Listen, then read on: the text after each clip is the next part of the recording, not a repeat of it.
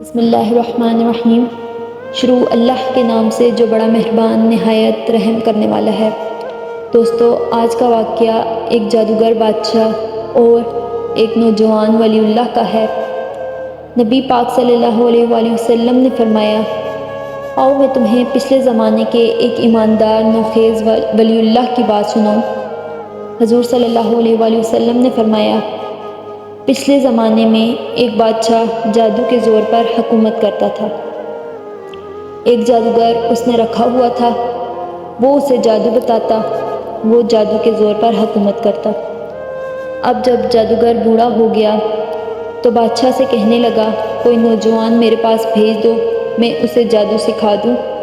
میں بوڑھا ہو گیا ہوں، میرا پتہ کوئی نہیں کب مر جاؤں۔ بادشاہ نے ایک نوجوان کی ڈیوٹی لگائی، بڑا سمجھدار، اپنی رعایا میں چن کے جو ذہین مزاج بچہ تھا وہ اس نے لگایا۔ اللہ کے محبوب حضرت محمد مصطفیٰ صلی اللہ علیہ وآلہ وسلم فرماتے ہیں، بچہ جادو سیکھنے لگا، وقت گزرنے لگا۔ بچہ جب جادو سیکھنے جاتا تو راستے میں ایک راہب بھی تھا جو انجیل جانتا تھا۔ وہ اللہ اللہ سکھاتا، لوگوں کو حضرت عیسیٰ علیہ السلام کی تعلیمات سے آگاہ کرتا۔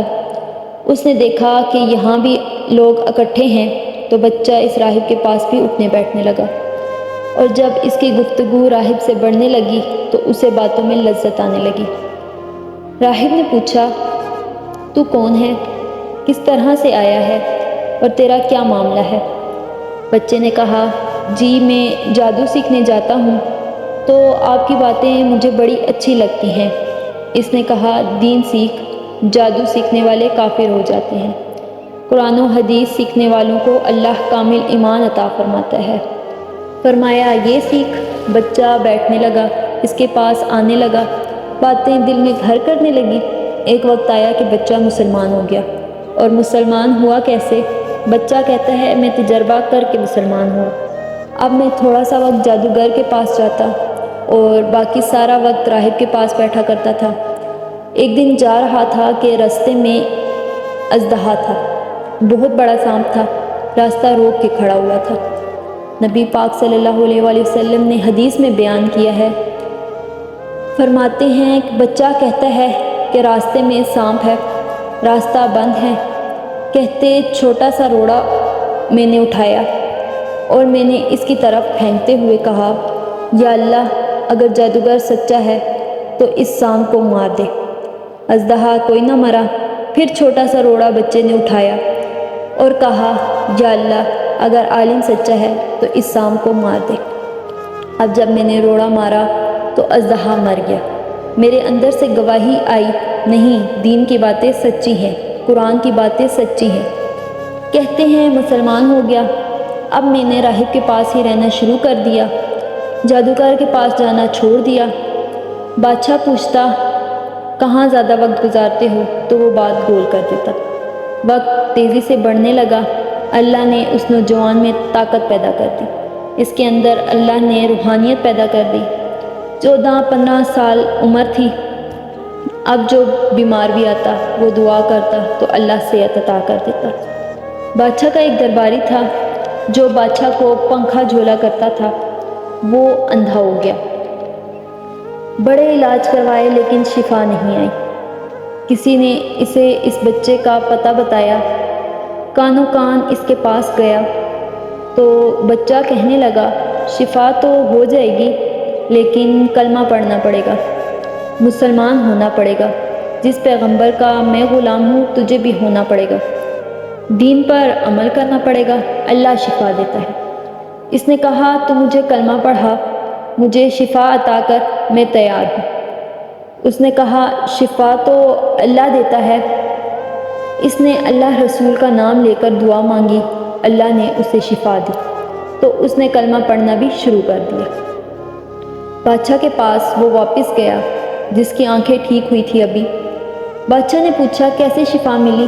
تو کہنے لگا، میرے رب نے شفا دی۔ بادشاہ سجدے کرواتا تھا، وہ اپنے آپ کو منواتا تھا، معاذ اللہ کہنے لگا، میرے علاوہ کون رب ہے؟ اس نے کہا، وہی رب جس نے تجھے پیدا کیا ہے، اور وہی رب جس نے مجھے اندھے کو آنکھیں دی ہیں، وہی ہے میرا مالک۔ کہا، اچھا تو مجھے نہیں مانتا؟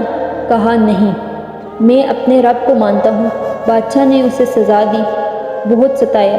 اس نے بچے کا پتہ بتایا، پھر بچے کو بلا کے ستایا تو اس نے راہب کا پتہ بتایا۔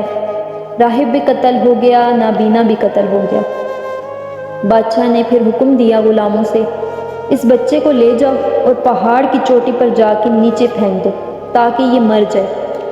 بچہ پہاڑ کی چوٹی پر گیا تو ہاتھ اٹھا کر کہنے لگا، یا اللہ میرے لیے نہیں اپنے لیے، یا اللہ میرے لیے نہیں اپنے لیے انہیں اپنی قدرت کے جلوے دکھا۔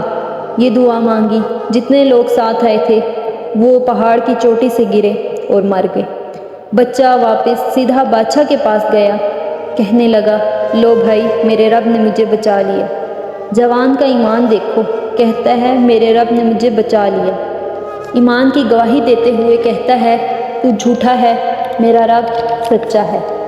اس نے کہا، لے جاؤ اسے کشتی میں بٹھاؤ، 20 دریا میں جا کر کشتی سے دھکا دے دو۔ بیٹھتے ہیں کشتی میں، دریا کے درمیان پہنچے۔ جب وہاں جا کر اسے دھکا دینے لگے تو کہنے لگا، یا اللہ میرے لیے نہیں اپنے لیے انہیں اپنی قدرت کا جلوہ دکھا۔ بس ایک طوفان سا آیا، جتنے سپاہی ساتھ آئے تھے ڈوب کے مر گئے۔ وہ بچہ اٹھا، سیدھا گیا بادشاہ کے پاس، کہنے لگا، لو بھائی میرے رب نے مجھے بچا لیا، تیرے پاس آیا ہوں، دیکھ لے۔ بادشاہ کہنے لگا، کیا مصیبت گلے پڑ گئی ہے، کیسے جان چھوٹے گی؟ بچہ کہنے لگا، اگر تو مجھے باندھے درخت کے ساتھ اور سارے ملک کو بلائے، لوگوں کو اکٹھا کرے، پھر تو مجھے مارنا، میں تجھے بتاؤں گا کیسے تیر مارنا، میں مر جاؤں گا۔ بادشاہ نے ایسا ہی کیا، سارا مجمع جمع کیا، سارا ملک باہر آ گیا، درخت کے ساتھ باندھ دیا گیا بچے کو۔ بچہ کہنے لگا، بھائی لوگوں یہ مجھے مارنا چاہتا تھا، مار نہیں سکا، میں اسے بتانے لگا ہوں میں کیسے مروں گا۔ اسے کہو جب تیر مارے ساتھ میرے رب کا نام لے، میں اپنے رب کے نام پر جان دوں گا۔ اسے کہو میرے رب کے نام پر مجھے مارے، میں مر جاؤں گا۔ بادشاہ نے اللہ کہہ کر تیر مارا، پیشانی میں تیر لگا، بچے کی روح پرواز کر گئی۔ جتنا مجمع کھڑا تھا سارا کا سارا کلمہ پڑھ کر مسلمان ہو گیا۔ حضور صلی اللہ علیہ وآلہ وسلم نے نوجوانوں کو بتایا، جب تمہارے اندر ایمان کی قوت آئے گی تو اللہ تمہاری مدد کرے گا۔ جزاک اللہ۔